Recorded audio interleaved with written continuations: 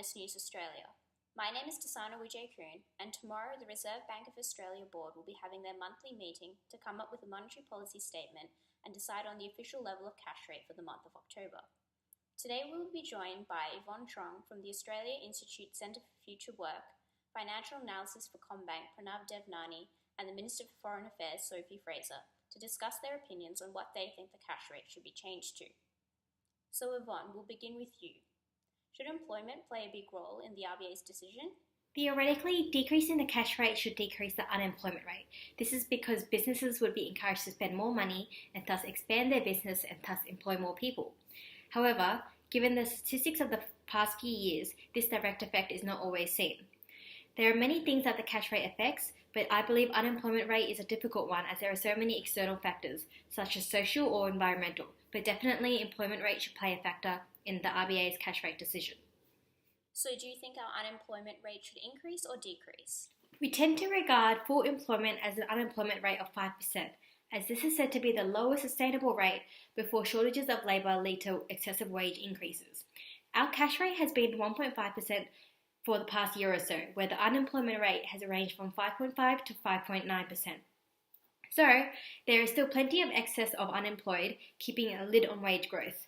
The statistics of the labour market demonstrate that we are operating at a sustainable level, balanced between a relatively high unemployment rate, yet an increase in job offerings as last month 54.2k jobs were created. Therefore, I don't think that the RBA should change their cash rate. Pranav, could you explain how inflation may affect the cash rate level? Inflation relates to the change in price of goods and services. The RBA has a target policy of 2 to 3%. However, the cash rate is used to regulate the economy as it affects all interest rates and is used to maintain price stability. A lower cash rate, for example, leads to increase in borrowings as consumers have more access to disposable income, therefore increasing their spending on goods and services, thus increasing inflation. Therefore, the cash rate and inflation are directly linked to each other. In 2017, the cash rate is hovering around that 2.2% mark, with a decrease from the last quarter down to 1.9%. There's an average increase in consumer prices by 0.2%, but this was offset by significant decreases in the clothing, communication, and recreation industries.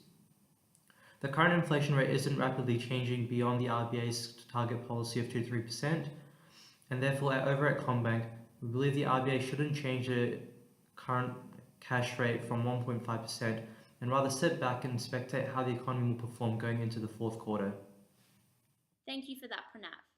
So, Sophie, as the Minister for Foreign Affairs, would you say that the Australian dollar would play an important role in the RBA's decision?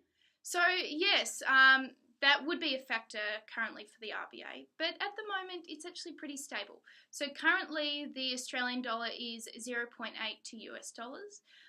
In the last couple of months it's been pretty stable, between 0.78 and 0.81. So what I would suggest for the RBA, especially in relation to the demand of the Australian dollar, would actually be to keep the cash rate at 0.5.